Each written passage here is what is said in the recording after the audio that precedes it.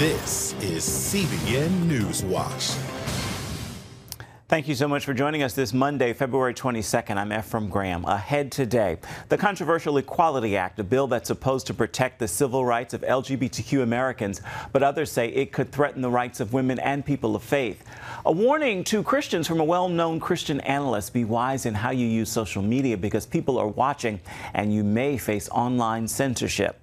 This as a pastor in Canada is jailed for holding services amid COVID restrictions. Anger in America over everything from politics to the pandemic. We're going to hear one radio host's unorthodox prescription to calm things down. And revival meetings in Alabama. Many come to salvation and receive healing.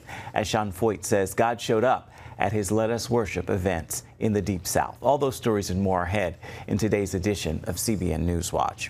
Want to begin this half hour with a bill known as the Equality Act. It's expected to advance this week after President Joe Biden called on Congress to pass it quickly on Friday. The controversial measure is designed to overhaul the national civil rights laws to include LGBTQ Americans and to expand legal protections for them. But many worry it will trample on the rights of women and people of faith. Jennifer Wishon explains why. Under the Equality Act, disagreement is discrimination. It includes gay marriage, men competing in women's sports, and doctors performing procedures like gender reassignments that go against their conscience. It's a bill the president wants to sign into law during his first 100 days. The Equality Act provides long overdue federal civil rights protections for LGBTQ+ Americans, preventing discrimination in our housing, education, public services, and lending systems, the president tweeted. But the bill does much more. We can see that it would immediately be stripping religious Americans and stripping girls and women of our equal rights. By redefining sex discrimination, the measure would provide for abortion on demand, likely end a long-standing prohibition on taxpayer-funded abortions, and remove conscience protections for doctors and nurses. Biological men would be allowed to compete in women's sports, effectively obliterating Title IX, while girls and women would be forced to share locker rooms and bathrooms in schools and public places. Harley says we don't have to guess about the results. Just look at cities and states that have already passed similar laws. In Alaska, the city of Anchorage had a law like this and punished a faith-based homeless shelter for battered women and actually forced them to allow biological men who identified as women to sleep and change clothes alongside these women, most of whom were victims of rape and sex trafficking. She says the Equality Act allows for subjectivity, an issue Senator James Lankford raised last summer on the Senate floor. If I go to interview in a job and I'm not hired, I can sue that employer because I perceive they were thinking I was gay and so they didn't hire me. I don't have to prove anything. It's based simply on my perception or belief. Under the bill, Christian beliefs are unlawful. Churches could be prevented from requiring employees to abide by their biblical beliefs about marriage and differences between men and women. Alliance Defending Freedom is litigating a case in Virginia, a state that recently passed a law like the Equality Act. Churches are banned from having a dress code, having a code of conduct for their employees, even asking in interviews if potential employees share core religious beliefs. Harley and others opposed to the legislation say tolerance must be a two-way street. I think the Equality Act treats people of faith as second-class citizens. It specifies a certain point of view and it labels it as bigotry. Speaker Pelosi wants a vote in the House this week where it's expected to pass overwhelmingly. It will need 60 votes in the evenly divided Senate.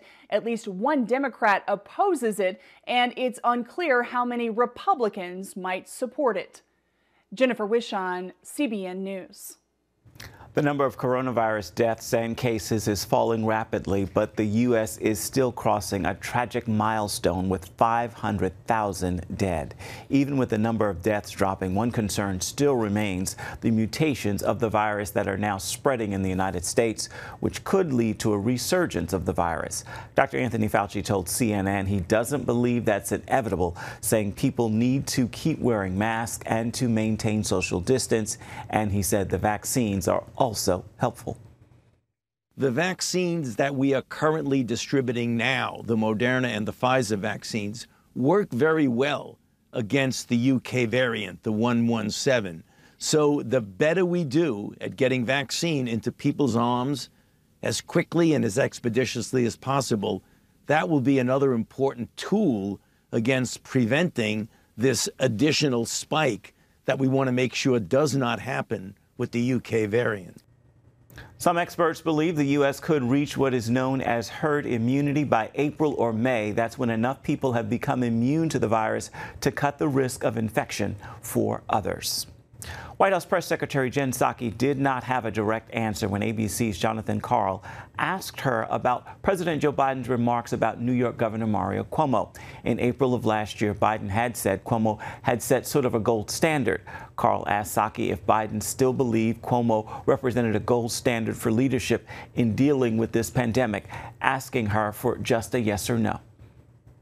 The president, well, it doesn't always have to be a yes or no answer, John. I think the president is focused on his goal, his objectives as president of the United States. He's going to continue to work with Governor Cuomo, just like he'll continue to work with governors across the country. And I'm not here to give new labels or names from the president. I'm here to communicate with you about what our focuses are and what his objectives are as president.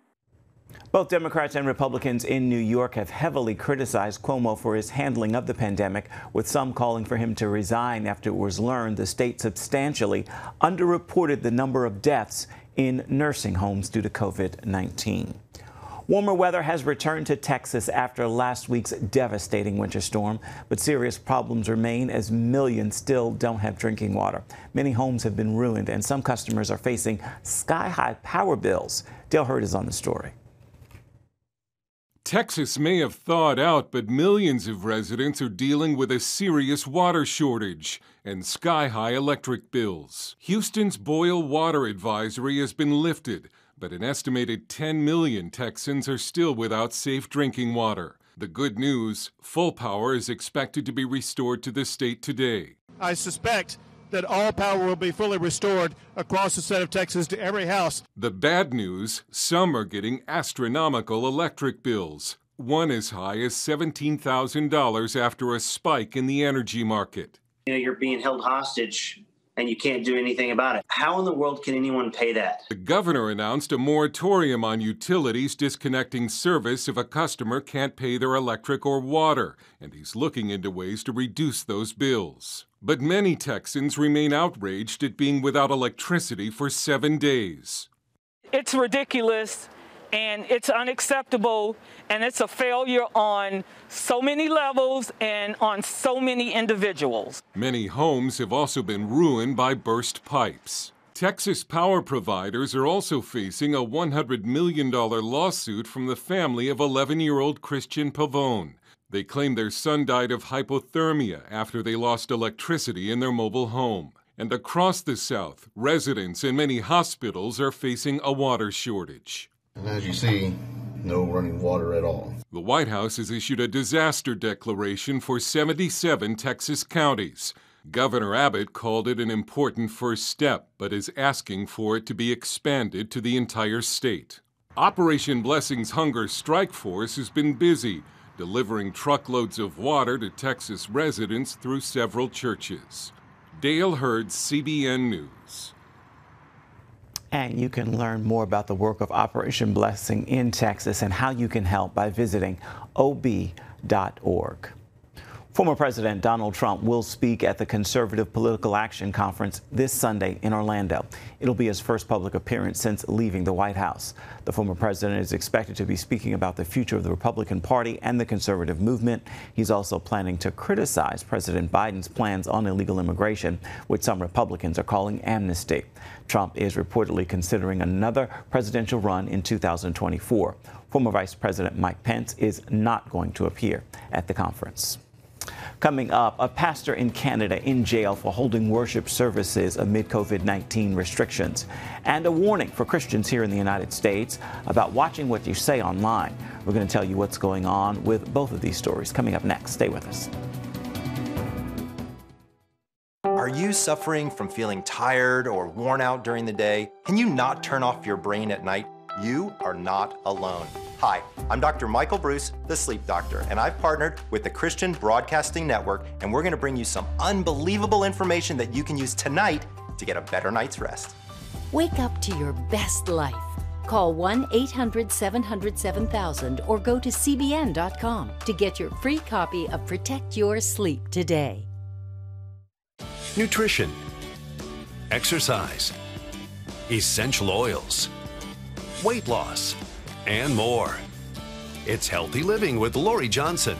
Talk about what's in this. Join CBN health reporter Lori Johnson to get the latest information from today's top health experts. This is fantastic. Find out what you need to know to live a healthier life. Watch Healthy Living, Tuesday night at 9:30. Woohoo! Hi, Superbook fans. Here's something else you'll love. It's the new Superbook Bible app. It's packed with games, activities, and Superbook episodes that you can watch for free. Oh no! There's trivia, a fun daily devotional, and answers to your Bible questions. Plus, an easy-to-understand Bible the whole family will enjoy. You can even create your own Superbook character. Ta-da! Whoa! Millsburg Falls man, come. Sorry, pardon me. Sorry, excuse me. Ouch! Are you getting this? Earn super points to win daily prizes too, and so much more. Time to get back to my adventures. See you soon. It's the new Superbook Bible app. Free downloads on iTunes, Google Play, and Amazon. Religious freedom during the COVID-19 pandemic and worries over censorship by big tech are two leading concerns for many Christians. Joining us now to talk more about these issues is Dan Andros with FaithWire.com. So Dan, a pastor in Canada put in jail for holding worship services amid the COVID-19 restrictions. What happened here? Yeah, well, Pastor James Coates of Grace Life Church in Alberta, Canada, was arrested last week for violating government-imposed limits on capacity for in-person worship. Back in December, a government inspector came in, saw them worshiping in person, and then warned them and gave them these restrictions: wear masks, social distance, and only maintain 15% capacity. And so the church refused to comply with these mandates, and Coates was arrested last week for continuing to violate these orders that the government imposed. And so through an attorney, the church said, quote, "The congregants of Grace Life refuse to accept the Alberta government's dystopian new normal. Their first loyalty is to obey God, not government." The statement went on to explain more of the reasoning behind the move, but that led to the pastor being in jail and held in custody. Did the pastor return for services yesterday? He didn't return, still in custody, but the people returned. In fact, returned even more so than the week before. Support was just huge. It was full inside once again, and there was an overflow in the parking lot of people listening to the live stream out there in the parking lot. Let's switch here to the United States. One well-known Christian commentator recently did sort of an informal free speech experiment on Twitter. What did he do? Yeah, well, Dr. Michael Brown is a Christian radio host, columnist, speaker, and on January 20th, he tweeted this. He said, "Will I get punished by Twitter for saying that in God's sight, Rachel Levine is a man?" Now, Levine is, of course, the assistant secretary for the U.S. Department of Health, formerly in the state of Pennsylvania. as well, and is a transgender woman, meaning a biological male who identifies as female. Well, on January 24th, just a couple days later, Michael Brown got his answer. The answer was yes, you will get punished for saying that. He was blocked out of his account and told that he couldn't get it back unless he deleted the offending tweet. What warning did he give Christians following this experience? Well, Brown talked about how, as Christians, we have to be responsible on social media. He talked about the double standard that's out there, clearly, as he obviously said something that was a true statement there and still got suspended on Twitter. But he said that there are a lot of people pushing conspiracies out there, such as QAnon. And so he warned Christians to be sober and wise in our interactions on social media, and said, consider any tweet you post as if it might go viral and 100 million people would see it. And think about that as, from a Christian perspective, if you were the only Christian they knew and it was going to go viral, what would they think of you on that tweet? He said we shouldn't be giving big tech any fodder with actual false statements, and give them that ground to stand on there when we're trying to speak truth in other areas. So he just warned Christians to be truthful in our tweets and to stay on Twitter, not to, he said we could be a light in the darkness there, and not to just flee these platforms. But he did warn, let's not give them anything to hold over our heads, and let's tweet truth in love, and people will begin to see us as reasonable. Dan Andros of faithwire.com, thank you so much. I want to remind you at home that you can see these stories and other important topics in today's culture on FaithWire. You can watch this evening at 8:30 Eastern Standard Time on the CBN News Channel. Still ahead, anger in America. It's become almost an epidemic. Why so many people are furious over political issues, the coronavirus, pandemic, injustice, and so much more. We're going to hear from one radio host who has a prescription for this outbreak of emotion right after this.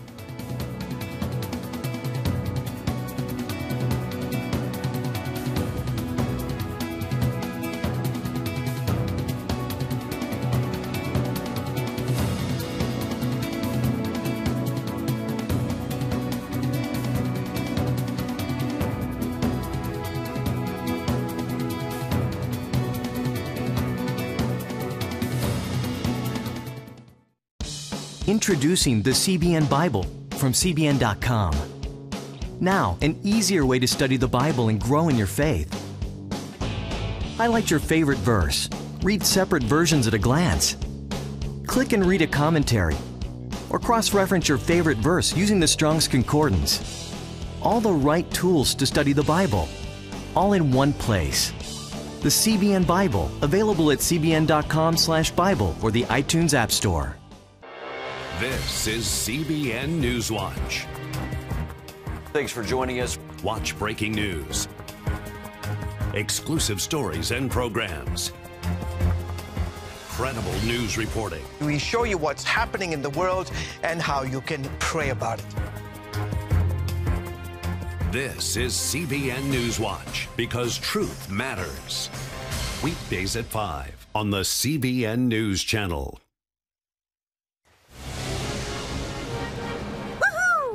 Superbook fans, here's something else you'll love. It's the new Superbook Bible app. It's packed with games, activities, and Superbook episodes that you can watch for free. Oh no! There's trivia, a fun daily devotional, and answers to your Bible questions. Plus, an easy-to-understand Bible the whole family will enjoy. You can even create your own Superbook character. Ta-da! Whoa! A Newswatch Falls man. Sorry, pardon me. Sorry, excuse me. Ouch! Are you getting this? Earn super points to win daily prizes too, and so much more. Time to get back to my adventures. See you soon. It's the new Superbook Bible app. Free downloads on iTunes, Google Play, and Amazon. It's become almost an epidemic in America, from politics to the pandemic and so many other issues. Many people are boiling mad. How can we lower the temperature so cooler heads can prevail? John Jessup talked to a radio host with an unorthodox prescription. Major road rage action happening here. On the road. Off the field. Young and old, anger seems to dominate the current mood. Anger as an emotion actually has a lot of value. While psychologists say it's a natural response designed to help us fast-track problem solving, it feels good because you feel like you're more likely to succeed. That also relates to some of the things that anger does. It makes you, again, more confident in that you will succeed in attaining your goal. Excessive anger can cause emotional and physical harm, leading to heart disease, lung damage, and even shortened lifespans. Not to mention how it can ruin relationships. There's no way to live, and it actually is terrible for your health. Brant Hansen, a nationally syndicated radio host, some good broadcasting is on the way. Wrote the book Unoffendable in 2015, tackling the issue of anger gone wild. You might be considered a prophet somewhat, considering that these are the dominant themes playing out today. So, Brant, why'd you write the book? I couldn't figure out how long I was supposed to be angry about stuff. Like letting go of childhood trauma and bitterness after growing up in a broken home. The son of a preacher, his search led him to the Bible and what he believes is the antidote. The answer keeps coming back. We're not supposed to stay angry at all. We're supposed to let it go. We're supposed to forgive people. Hansen makes the case anger is a choice, writing, "We can and should choose to forfeit our right to be offended." It's an idea he acknowledges sounds radical, but he says it's modeled on the life and words of Christ. I'm not telling you that. Jesus is telling us we have to forgive people. Paul's the one who said, let go of your anger before the sun goes down. Get rid of all anger. James is the one that writes, there's nothing righteous about human anger. You can find that in James 1. Brian Edwards, a Christian counselor and a minister of marriage and family, agrees, quoting a familiar passage about anger. Do not let the sun go down on your wrath, right? So I find myself in my marriage counseling often bringing up this verse because during marital adjustment sessions, what ends up happening with couples is sometimes they'll let this anger and frustration go on to the next day.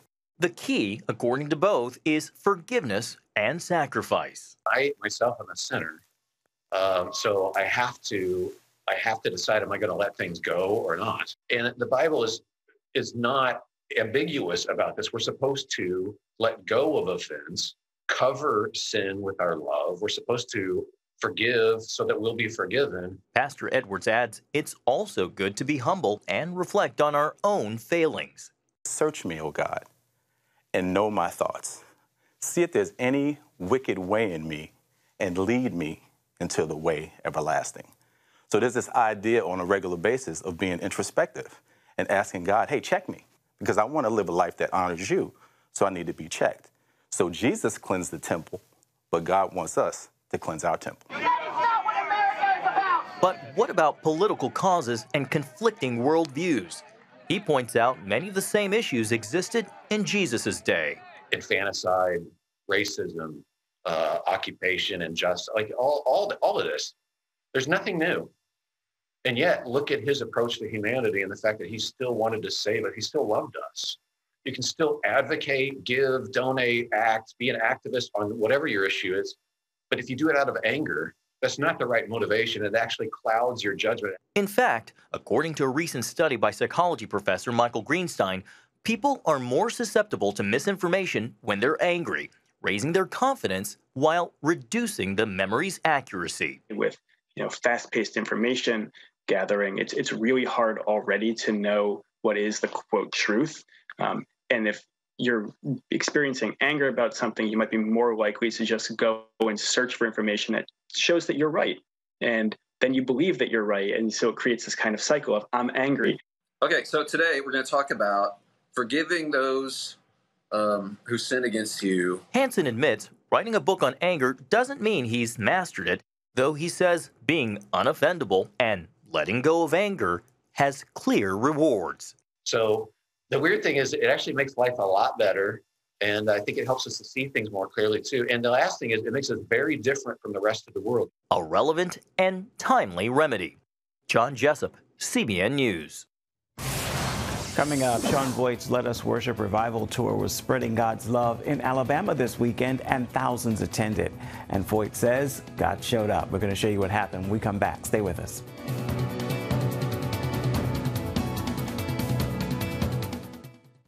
When I came to Regent University, it's like the world opened up. I felt like I needed to advance my career and go back to school. Regent was a perfect fit for me. The Regent professors are world class. You are equipped. The focus of the faculty is on each individual student, whether it's online or in person. You become a part of Regent's family. You carry with you not just the content and the knowledge, but the confidence to understand that we can be significant in the world.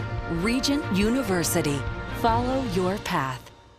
Nigerian Christians in Iran are routinely arrested. Happily, Christians continue to suffer. In times of trial and affliction, you need to know the truth. One of the fastest growing Christian populations in the world. Join Wendy Griffith and George Thomas for Christian World News. Young people are the ones who are open to the gospel. Powerful stories of suffering and hope that affect all Christians. Watch Christian World News, Saturday at 5 p.m.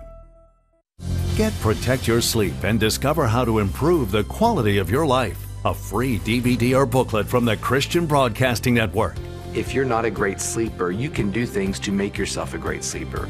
If you're already a pretty good sleeper, you can enhance your sleep and be even better. 5 leading experts help remove the obstacles between you and restorative sleep. When you don't get a restful night's sleep, you wake up with an accumulation of stress. Call 1-800-700-7000 or go to CBN.com to get your free DVD or booklet today. Everything you do better with a good night's sleep. You'll discover how food affects your sleep, how to put insomnia to rest, explore effective remedies for sleep apnea, and much more in Protect Your Sleep. Wake up to your best life and get Protect Your Sleep today. Call 1-800-700-7000 or go to CBN.com to get your free DVD or booklet.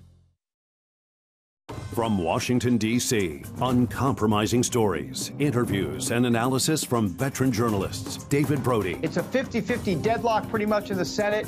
Jenna Browder. Meanwhile, doctors believe the newly discovered California variant is behind a massive wave of new cases. Ben Kennedy. He is sworn in as the 46th president. Bringing you the political news that matters. We're people who are committed to protecting the most weakest and the most vulnerable. Watch Faith Nation, weeknights at 6.